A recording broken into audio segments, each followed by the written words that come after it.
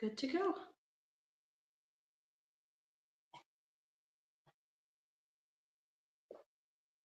Okay. All right. Hello, everybody. We are back again with another absolute beginner does an appliance repair. So if you are new here, I am Sarah. I am usually behind the camera. And Chris, who is our video host and certified repair tech, is usually the one doing these repairs because he has all the expertise. But since our mission is to teach people how to do their home repairs, we are putting me into the mix to fix the appliance. So today it's going to be a bake element in an oven. So bake element is probably one of the most common parts to fail in a basic range. And it is a normal wearing part. Eventually, you're going to have an element change, depending on how often you use your oven and how long it's on for and all kinds of great things. So sometimes these elements will go for 7, 10 years, never be a problem. Some will go 2 or 3 years and they suddenly fail. But it's an easy repair. And we want to show you today just how easy it is to do that you shouldn't be concerned about attempting it yourself. So we've got two stoves here. If we have enough time, we'll go to do them both. One is the hidden bake element. The other one is a typical basic range in which the element is exposed. And that's what Sarah's going to swap out today. And then we'll talk a little bit about the element and how you know it's getting ready to fail and some stuff. So just some basic information on the bake element and how you look after your stove. So. Like every stream we do, if you have questions about what we are doing or about home appliances, outdoor power equipment, DIY, maintenance in general, that's why we still have Chris here. He is the expert to answer all of those questions. I am just here to show you that you do not need to be a certified repair expert to do this yourself. Yeah. The basic homeowner can take care of this. Yeah. Most appliance repairs, as far as component changing, just about anybody can do. Most repairs require a few basic hand tools and just a little bit of knowledge. And that's what we hope to with our site, is to be able to provide you with that information through different tutorials, videos, and just actually even some 3D animations on some of them so that you can feel comfortable in doing the repair yourself. So Sarah, let's go for it. All right, so step number one for any appliance repair is disconnecting the power. Right. Which this way guy is not plugged in. Not plugged in. So if your range plugs in, unplug it. If yours is hardwired in, you're going to want to go to your breaker panel, turn off the breaker, and make sure that it's powered down. And this is an electric range too. This isn't a gas. That's right. Setup. Yeah. So there's no gas to worry about here. It's just electric. All right. So step one is we're gonna take the door off this guy. Yep. Okay. So you put little light. I put some lights in so we can see. Nice. Okay. I'm like, we don't have power, but there's lights. little headlamps. Yep. So I have tiny little T-Rex arms. So we're gonna take the door off so that I can actually reach in for the harness. Yeah. So removing an oven door. We've got little hinges. Right. Actually, I'll grab you some tools so you can do the repair.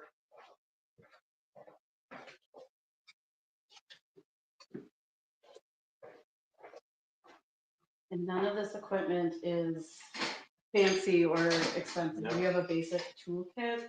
Yeah. This here will all be in it. So you can do a bake element removal installation without taking the door off. It's just awkward. And it's a little hard on the back to be around here and get in here and get the wires off. So from a service point of view, I always prefer taking the door off. That's your choice if you don't want to get involved in that. The only thing about taking doors off is the doors are spring loaded, and each manufacturer will have their own version of how the door hinge comes off. Old style doors on older ranges, you would just over them to the broil point, lift them up and pull them out.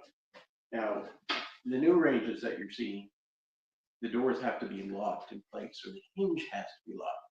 So for this stove, if we were to pull this door off, these hinges would snap in the shut position and make it very, very difficult in order to put it back in. So you just have to check your owner's manual or look at your door hinge and see if they have latches or a place like this one does, where you're going to put in, you can either use small screwdrivers or just a couple of metal pins. They have to insert into the hinge. Right. Okay. So I'll give you that one Yep. for your side. Slide it in. Mm-hmm. Yep. Okay. And then bring your door up. Like we're closing it? Yep. Just, we're going to close it just slowly because we don't want to Crack anything? we don't want to crack. Okay. So that's as high up as the door is going. Yeah.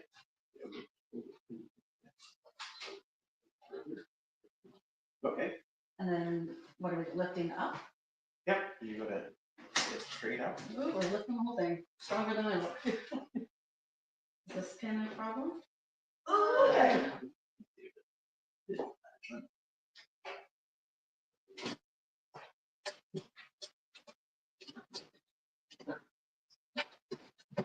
Oh, Sarah, we forgot something. This stove, and not all of them are like this stove has little retainers that have to be removed first. Noted. Okay. Let's see. You got that. Now, some manufacturers have some sort of retainer. Some of them will have a plate with a screw in them. Some don't have anything, but this one does. So right down here, we're just going to take a putty knife. And I'm just going to pop it out. It's just a little spring clip. And it makes a world of difference when you take those out. Okay. You want to do the other side? I'll try. This way.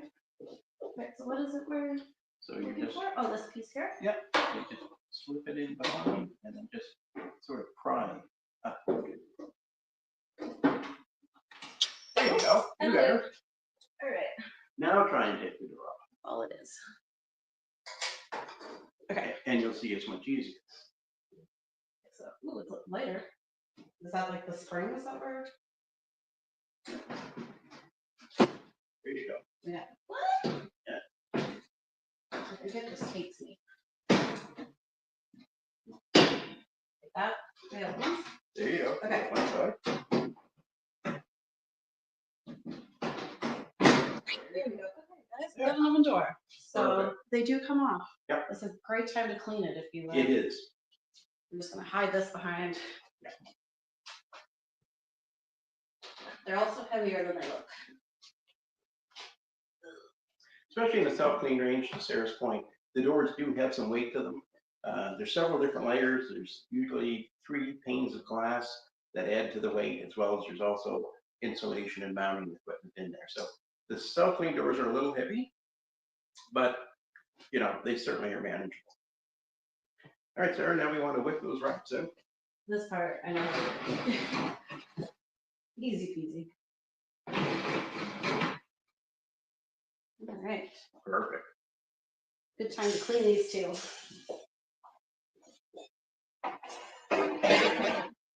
So now we have full access to the bake element, and bake elements come in a million different shapes and sizes depending on the make and model of stove. But they're all typically connected to the oven cavity with 1 or 2 screws. So in this case, it's just 2 down there in the middle that we'll take out of there, Sarah. All right. Well, were you getting mobile with the camera on? So Yep. we can get Yeah. here? Hang on, everybody. We're going handheld. All righty.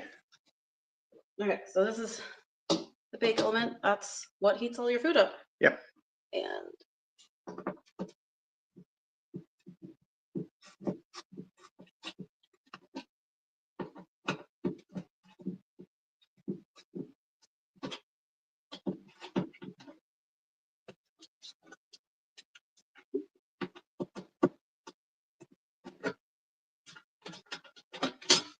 Suppose they don't have to worry about losing these down a drain or anything.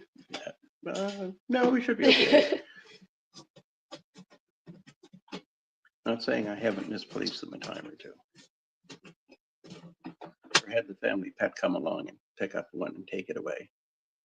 That sounds like a more expensive bill than doing the repair. Okay. All right. So there. So Sarah took the screws out and then she just pulled the element straight out. And this being an older stove, you see how far that element can come out. So now we can take the wires off individually. Okay. Do I need pliers or they just come off the harness? Probably pliers. Okay. So you'll just want to grip the terminal. Back here? Yep. Right back there. Nope. That I am right-handed and doing this on the left hand. Yeah. Just wiggle it off. Just wiggle it off. Ooh, is it supposed to bend like that? Well, you'd rather not bend it if you Okay. can. There you go. Straight back. Yep.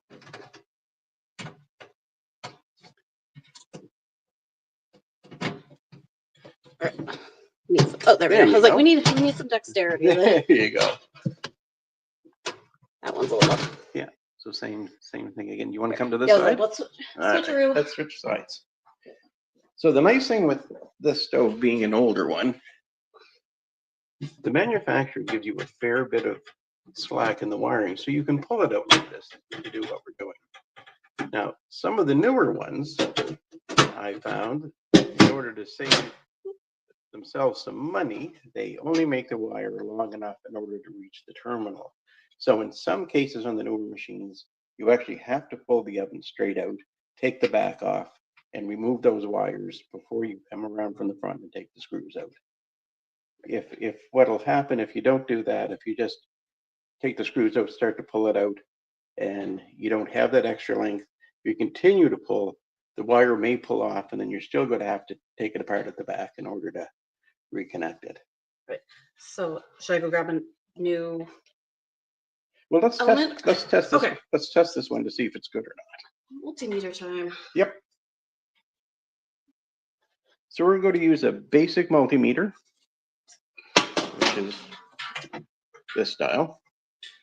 Now this one's fairly expensive, but you can get a multimeter at your local hardware building supply store. Very inexpensive, and we only don't need to use a whole lot of the functions on this other than we want to do a continuity test. Continuity. Okay, so which? The one down here that says buzz. Okay. Just want that arrow to come around to that. All the way there. So this should buzz if we have continuity? Yeah, if you touch your two leads together right now, and it should make a sound. There we go. That means we have a continuous circuit. So now if you take one probe and put it on. And it doesn't matter which color doesn't to which matter. side? Nope. Okay. So we got one on one lead. So connection's open now. It's not.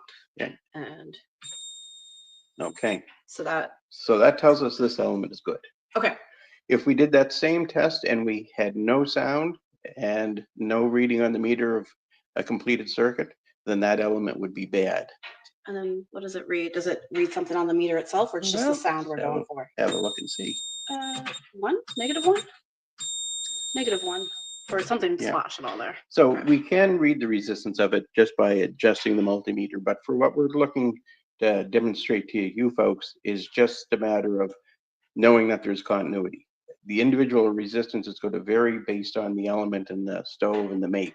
So you don't have to worry about knowing what the resistance is, just the fact that you have a completed circuit inside. So this element is still good, so we can use that to put back in. But one of the things to consider while you've got it out is one of the problems that sometimes happens with ranges is the wires. Sometimes if they're not really tight, these ones were tight today, but if they're on there loose over time, these connections will get to the point where they start to overheat and they'll actually burn the element, or I'm sorry, burn the terminal and the end of the element off, so that you have to repair that wire and possibly replace the element if the terminal itself is, all burnt and pitted. So anyway, just a great time to check those wires, make sure they're in good condition. The element itself, this is where we'd see some, like if it's overheating or corroding, it'd be like black and Yep. charred here. Yeah. So if the terminal is loose on there, then you would see that, as you said, pitted, burnt, and you would need to try and either clean up that terminal, or if it's bad enough, and in most cases it's usually bad enough, you have to replace the element as well. I'll grab our busted one for an example. Terminal's okay. Okay, so bake elements and broil elements, or any element, even the convection ones, they are a metal case, and inside that metal case there is a thin filament. If I can get in with this other one, there we go. There's a thin filament that the electricity flows through, and that current is what makes it get hot. So hot that the outer casing, this black metal, turns cherry red. Now, an element that starts to fail, you sometimes will notice an area on your element where it gets overheated. So if you happen to look in your oven, you see one spot that's a deeper, brighter red than the rest of the element. That's the sign that the element is getting ready to fail. And what's happening is when you look inside the element, this is maybe a little hard to see, you can see that that center wire has a white coating all the way around it. One of our cameras picks it up better than the other. So anyway, that's magnesium oxide. It's a powder, and that's an insulator. Over time, that will break down, and it'll allow the filament, or the strand of the element, to get close to the metal casing. And that's where you start to see your hot spot.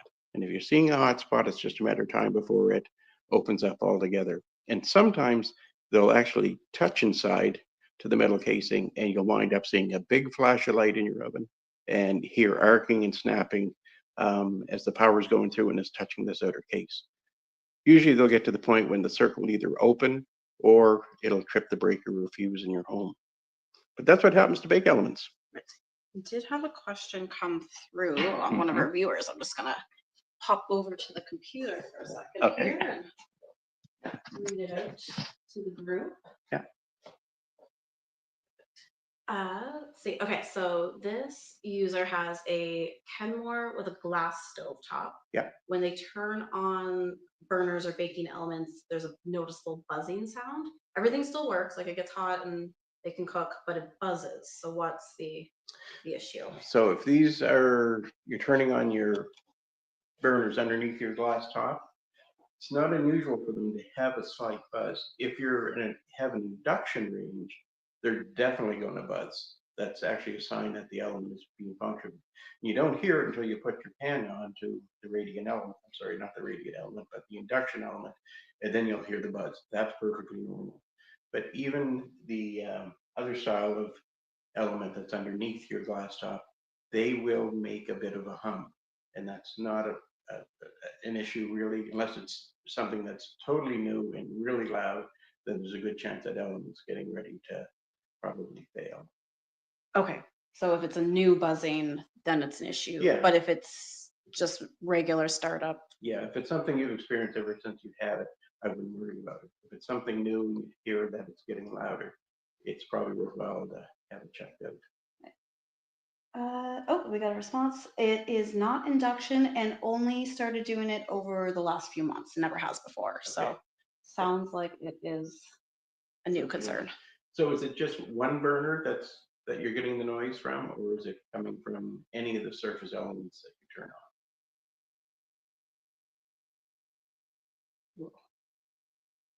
Stand by for the response, but Yeah. we will continue with our bake element while we wait. Yeah. So this is kind of the same thing as if the technician comes to your home, he's going to ask you all these same kind of questions. It's a little bit of solving a mystery. When is it happening? How long does it happen for? Is it something new, something old? So it's just a whole lot of fact-finding questions in order to try and pin down exactly what is going on. So we'll keep an eye to see if we get a response. Yeah, it's any of the burners and the bake element in the oven. So stovetop and oven is causing a buzzing sound. Okay, so that may be caused, so a lot of stoves today use electronic control boards, fancier than what this one is. But what they do is they use that electronic board in order to power up high current items like bake elements and boil elements and surface elements, is they have to use relays. So that's an electric magnetic coil that when the control board says turn on the element, the relay is energized and a set of contacts snap down. Now that coil in that relay will sometimes buzz or chatter. So most likely that's what's happening. Um, Most stoves have two relays, one for either power line L1 and L2. So on that board, there's one of those relays that's starting to buzz and chatter a little bit. It'll probably get louder over time, and eventually it'll just give up the ghost. But there's nothing that you need to worry about at this point. Just be aware that if it starts to get louder, you're probably going to need to have to look at replacing that relay board. Good question, though. Hopefully that helps. All right. Okay. Let's see if I can reinstall the bake element now that we got it out. See if we can get it back in. So we're gonna do the steps in reverse. There you go. Okay, so with these little terminals, wires. Terminals. These are the terminals. Okay. Yep. So there's a flat side and then a coiled bit. Does it matter which one?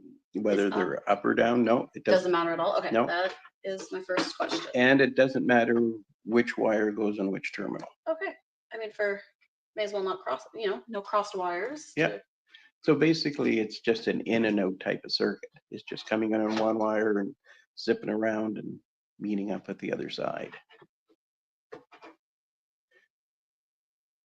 So you saw that Sarah had to struggle a little bit to pull them off, and as she pushed them back on, she also had to put a little bit of force in order to get those terminals on. If those terminals had slid on really easy, then we would want to take a pair of pliers and squeeze that terminal a little bit so that it. Should I do that? No, I Or think they think they're I okay? think you're fine. Yeah. Okay. But if they had to just slipped right on, you're going to wind up with a loose connection over time. And so you just, like I said, just squeeze that terminal a little bit, and that keeps them on there nice and tight. Need to get that back into insulation. All right, and then it's just lining this up and getting just a couple of little screws to hold it in place. And the element itself has all its little feet. Yeah.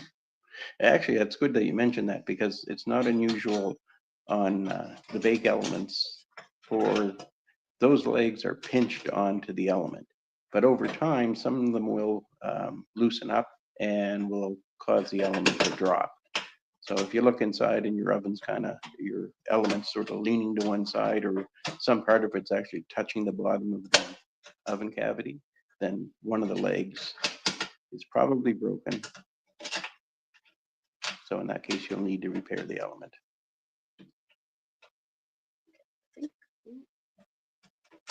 Toughest part is lining this back up again.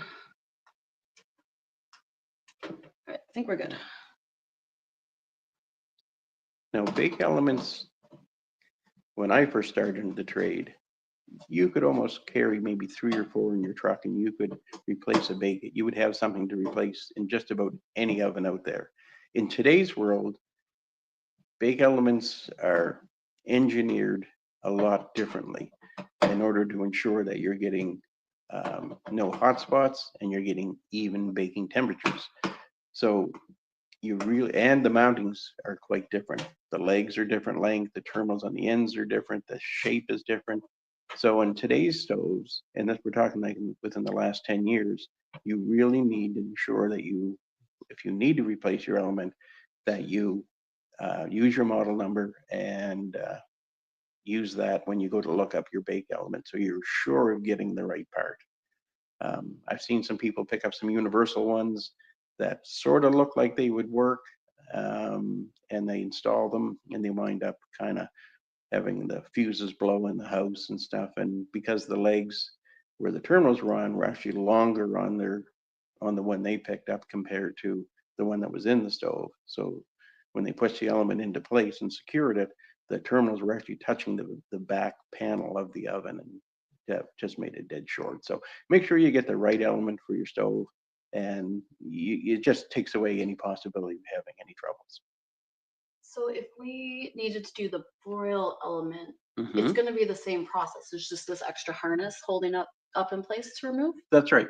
So it's still the connection back there and back there. So Yep. same idea. We're gonna Yep. remove the harness, take out, Yep. unclip the harness from those Mhm. two terminals.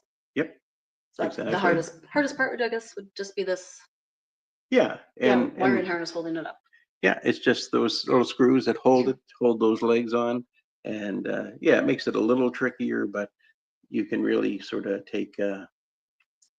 You can even take like and get a piece of wood or a ruler or something and prop it under just to hold it up after you've got the ends pushed in. It just makes it a little easier for it I suppose to secure it. the broil element's probably used less than the bake element. Yeah, that's Everyone's day to day. that's a really good point.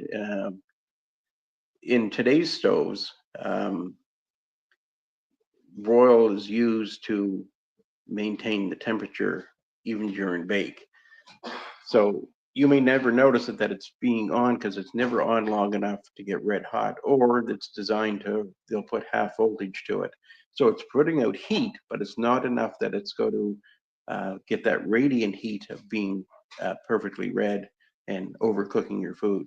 So there's a lot more technology in ovens today in order to ensure you're getting proper, even, regular temperatures. So they do some really cool things where you cycle the broil element for a few seconds and pulse it to support the bake element or the convection element that's in the back. And the only way you may know that that's even happening is you may hear some relays clicking in the background when your oven's heating. You'll hear the couple extra clicks, and then there'll be a short time again, and then you'll hear them click off, and that's just normal for today's stoves. But oven temperatures now are getting to be so accurate. The improvements are making for far much better working oven temperatures for doing your baking, especially on short cook items like cakes and cookies and things like that. So, all right, Sarah, racks. Got 'em. Yes, okay, so there's the little divots in the rack and a little divot in.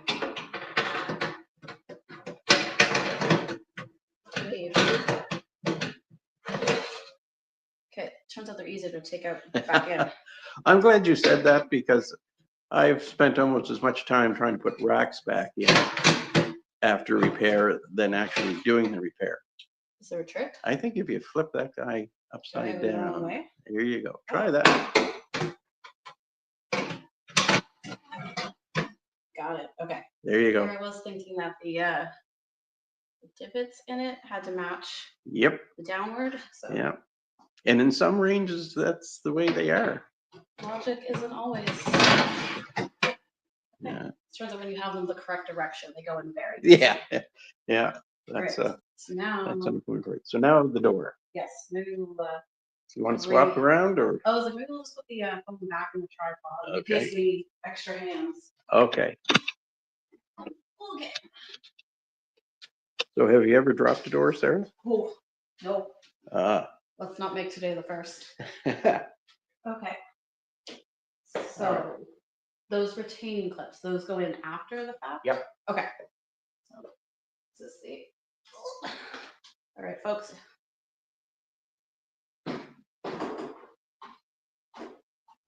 There you go. All right, so door's in. Yep. We lost our, okay. Oh, I don't think that's right. That's not. There you go. That Perfect. dropped in. Excellent. Now you can open your door and pull those little pins out. Can I open it? Oh, okay. Yep. It just. All right, so these are the pins we put in. Yep. To assist us. Those are out. And then The little these clips. Okay, so how do they go back? So you see it's got a little bit of a taper. Yep. So it goes in like that. So scoot up from Yep. the bottom. Okay, maybe I'll just have you do the first one and then. Okay. Pushes in. Oh, and then right down. Oh, okay, so it's not wrapping around. Okay, gotcha. So up. Oh, that was super easy. Okay, Yeah. that's not bad at all. Like I said, some manufacturers use like a metal plate that goes over that area with a screw that holds it, so you can just remove those, but that's the way That these was all it guys is. do it. Okay, so putting the door back on was way easier than taking the door off. So if you can get it off of the range, you can definitely get it back on again. Yeah. It wasn't, just need to line it up into place. And if you're not sure, if you look in your owner's manual, there's usually a very good description as to what you need to do in order to get your oven door off. And I recommend checking that out just so that you're on the right track. Because if you do happen to pull the door out without having the hinges secured as they need to be, it makes it really, really hard to put the door back on. Let's see if the door actually closes now that we said all that. Of course it Amazing. does. Ta-da! Professional work over here. I tell you. Perfect. But that's your first time ever doing it? Yes. That's the first time you've probably taken the door off of the stove? It absolutely is. And we didn't drop it. Right. But as you can see, nothing special tool-wise. Yes, we used a multimeter to check it out, but in order to remove the element replaced, if you know it's bad, a couple of screwdrivers and whatever mechanism you need in order to get the door off. But it really is just that easy. Yeah. And I mean, Yes. we have been 30 minutes, and that is just as we kind of are talking and talking about a bunch of other stuff and going through it together, trying to learn the process. But 30 minutes and we've replaced the bake element. And the how-to video that I watched before we did this was only 2.5 minutes long. So you can watch the how-to video, order your part, get the part, and replace it all super quickly yourself. And you know, to have a servicer come in and do this, he's going to be very quick in doing it. He may, you know, check out some other functions and stuff in order to help ensure that the stove is working well and that you're getting your money's worth. And sometimes that's of great value, but for a very basic repair, you're going to pay for the element anyway. But to have the service call, to have somebody come to your home and to pay to do something that took anywhere from 15 to 30 minutes, you know, it's quite a bit of money. So if you're comfortable at all and, you know, you check your owner's manual and, you know, if you like, go to our site, whether you buy the part from us or not. I recommend you do because our parts are fully warranted and all our parts are factory service parts, which means it's the exact same part that the manufacturer used when they built your range. So you know there's not going to be any trouble with the fit and the mounting and how everything goes back together and whether it's going to work right or not. So, but yeah, watch the video that we have for it, and whether it's your bake element or any of the other components on your appliances, we've got information there to help you. So we still get about half an hour if we want, Sarah. I do have a stove here with a hidden bake element. So if you want, I can put that in place. I'll just swap it out. Change it out. We'll do And another. you guys can see kind of what it's involved in changing that element. And you'll see it's actually quite easy as well. I'll attempt to help with this as well. Okay, perfect. All right, I'm going to roll this guy out of the way. See if I go 2 for 2 on door removal today. This one's a little bit different, but a little easier.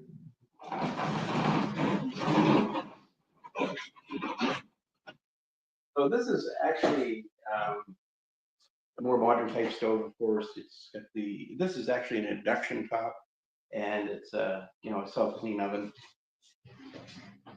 But the process is basically the same for changing your element, except you just need to be able to find the element, because this is a hidden bake element.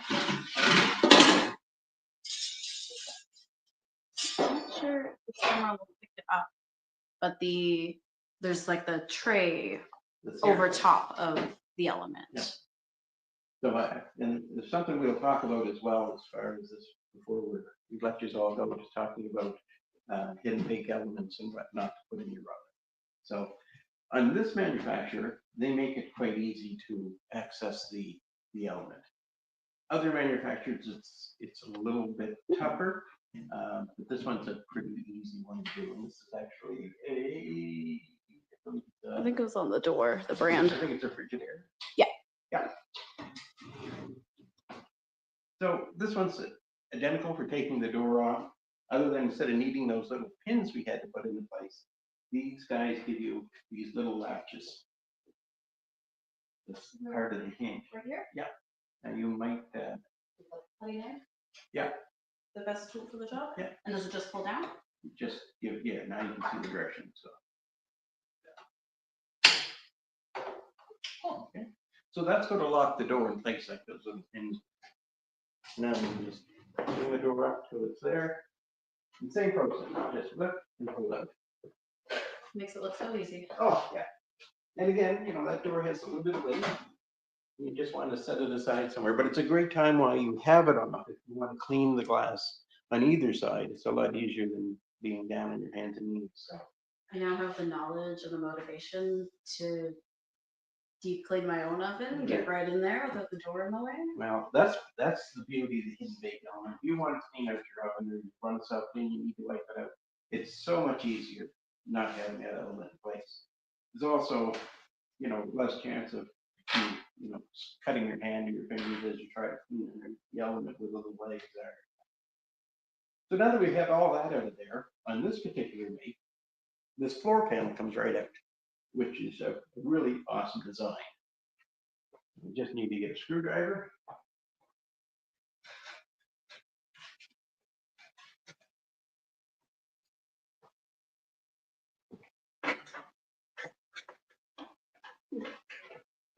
One of our viewers on TikTok gave us an idea for a future video Yeah. of how to clean the windows on the oven door.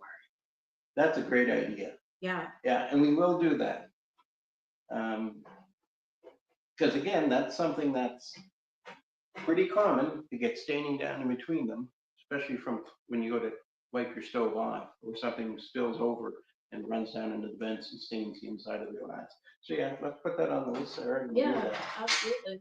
And you'll see it's actually not a bad thing to know how to do.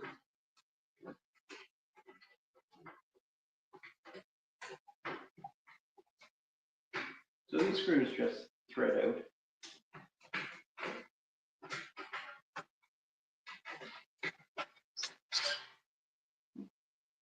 So with those out, the floor basically lifts right out.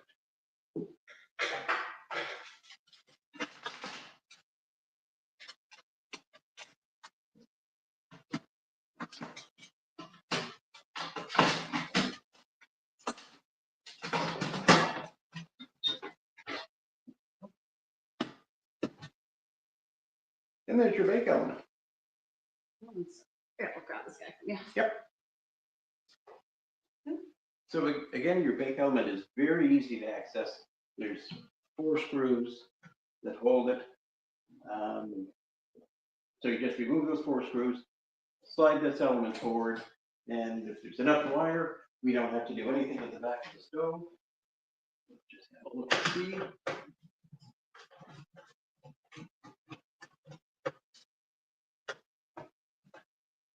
Now, this manufacturer, I love the fact that they do this with the cover that comes off for a couple of reasons. One, it makes it really easy to get at this element. There are some manufacturers that use hidden bake element, in fact, a lot do today. But in order to get it out, to replace, you have to take the side panel off and remove it from the side. So it's a little bit more work, a little bit more aggravating, but it's still very doable.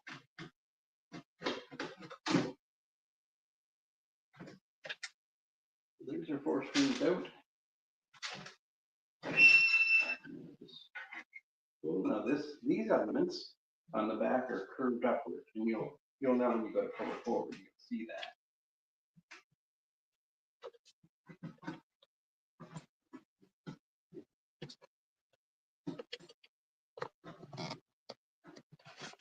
It's just my wires that are fetching up. Okay. So the wire length isn't as long as what was on Sarah's stove, but still there's enough there for us to replace the bake element, to remove and reinstall from right inside the oven. We don't have to pull it out and take the back off to take the wires off. So that's kind of nice. But everything else is the same. Making sure these are tight, making sure they're not burnt. And then, you know, if there's a need to replace the element because it's opened up, would be the exact same test that we did. Multimeter time. So pretty well any element, just has two terminals like that, the test is the same. That element is good as well. If there was no sound, the element would be bad. So that's how easy it is to change one of these elements, even in today's modern day stove. We'll just put our screws back in.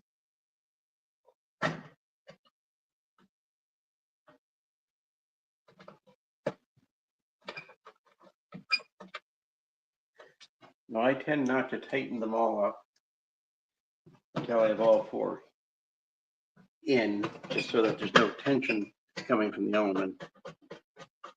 Makes it hard to line up that last one.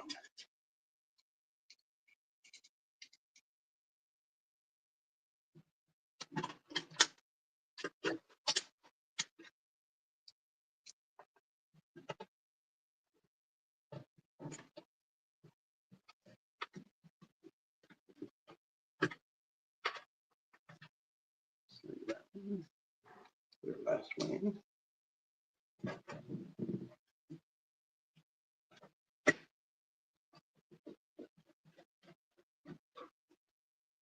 Like that.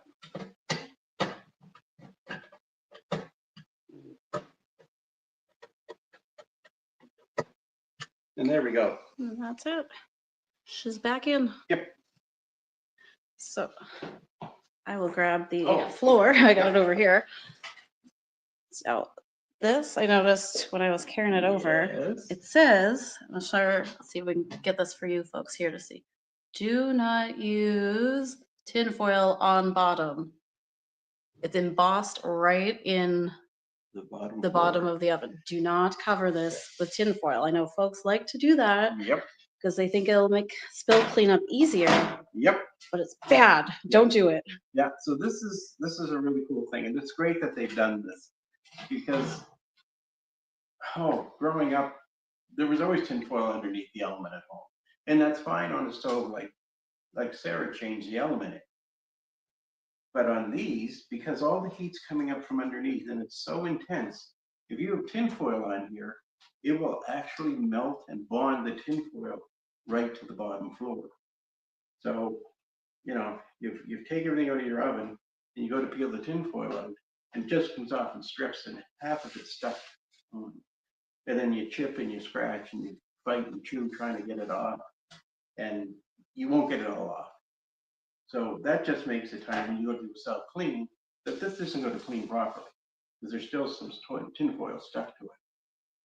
Now, the beauty I like of this manufacturer is the fact that this floor is removable. As you saw, it's so easy, 2 screws and it comes out. So if I did make a mistake and by chance I had tinfoil here and it's stuck, it's not the end of the world. I can order this part and change it myself. A lot of manufacturers, this floor is part of the entire liner. And the only way you're going to fix it then, if you've got tinfoil stuck to it, is to replace the entire liner. And in today's world, most manufacturers do not make that as a serviceable part. In other words, you can't order it. So if you've got tinfoil stuck to it, you're just going to have to live with it. Yeah. So the summary is don't line the bottom of your oven. Yeah. Clean up spills once they've cooled. Yeah. And save yourself all of that hassle. And it happens more often than you think, that people forget to leave the tinfoil in there, and that's what happens. And trust me, if you were to try and go back to your manufacturers, and I've seen it happen on stoves that are really old, but if you try to go back to your manufacturer and say, oh, hey, you know, there's a problem with the oven liner, they're not going to cover it, because you'll find this information in the owner's manual, which tells you the same thing as this panel does, not to put tinfoil in there.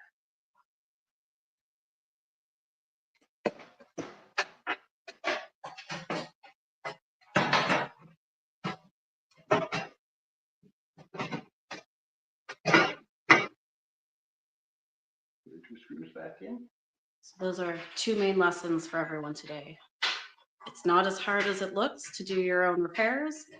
Don't put foil in the bottom of your oven. You know, it's funny, I have this conversation a lot. Even on the stoves that you don't have to worry about, that you can put tin foil in, it creates some other issues. One, it's easy to clean up. That's the main reason you do it. But that tin foil is very reflective. And when your bake element is on and it's that nice bright cherry red and you know it's heating up a storm, well, that tin foil will affect your temperature. In other words, when that element's on in cherry red, it's now giving off infrared heat beside the regular convection style heating that it's doing. So those that infrared energy is hitting the tin foil and it's bouncing off and it's hitting different spots in your oven. So you're actually creating hot spots in different places in your oven, which is going to make it really, really hard to get even baking when you get trays of cookies in on the racks. You're going to have hot spots, some are going to be cooked harder than others, and you probably felt this and wondered, why is my oven doing this? And it'll change. Sometimes it might be this side, it might be that side, but that's one of the drawbacks of having tin foil in your oven when you're doing short bake ovens.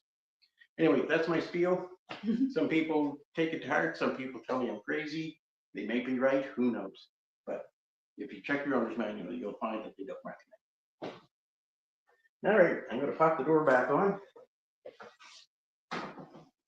Use this opportunity if anyone has further questions about the range, laundry, the lawnmower.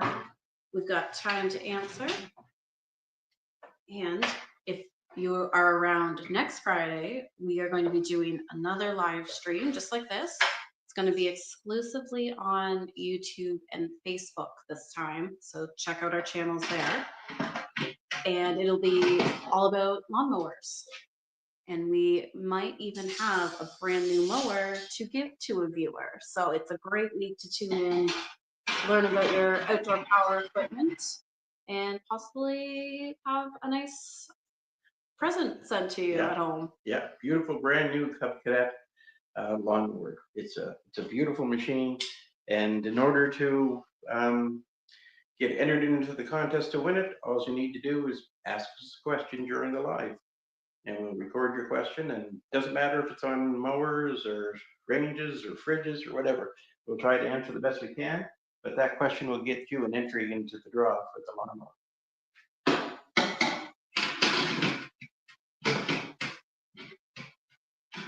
Yeah, I did it upside down as well. Oh, so it's, yeah, doesn't matter if you are a beginner or a veteran, the oven racks will get the best of you. Yes, that's a fact. That's a fact. But we did get one question on TikTok from Leon, which I need a little more clarity on. You say when the oven is in use, their breaker trips. But there's not really a question. Is there a question asking why your breaker is tripping? I guess just some more details from you, Leon, to get you a response would be great. Yeah. But if you're using your stove, or if it's the oven when it's doing that and it's tripping the breaker or blowing the fuses, it's drawing too much power. So again, the questions, as we play detective, we ask those questions. Is this something that's just happened recently? Has it always done this? Does it only do it when you're, say, doing a roast as compared to doing cookies with short cook time?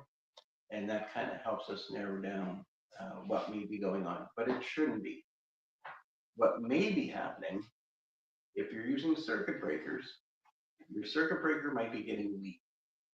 So if you have your oven on and you're using a surface burner, those breakers are usually 40 amps. So what can happen is over time, the breakers from in use, they get worn and they get very sensitive. So even though there's not the rated amount of 40 amps going through it, there's enough that it's going to trip that breaker. So one of the ways you can tell is if the moment it trips, if you go down, or even if you turn your oven on and go down to your fuse panel or your breaker panel and just put your fingers I mean, this is with the cover on and everything, but you open the door with your fingers when the breaker's there. And if you're feeling a fair bit of warmth coming off the breaker, then it's the breaker that's probably the problem. Okay. We'll call it a Call it a day. on this Yeah. week's stream. I Yeah. said tune in next Friday to talk all things lawn and outdoor power equipment. And then 2 weeks from now, we are going to be back with another major appliances, learning about washers. There you go. Thanks everyone for joining us today. We appreciate you being there. We hope we've been able to give you some useful information. And if you do have any questions, don't hesitate to send them in to us. We'd be glad to try and answer them. Have a great weekend, everyone. Bye, everybody. Have a great weekend.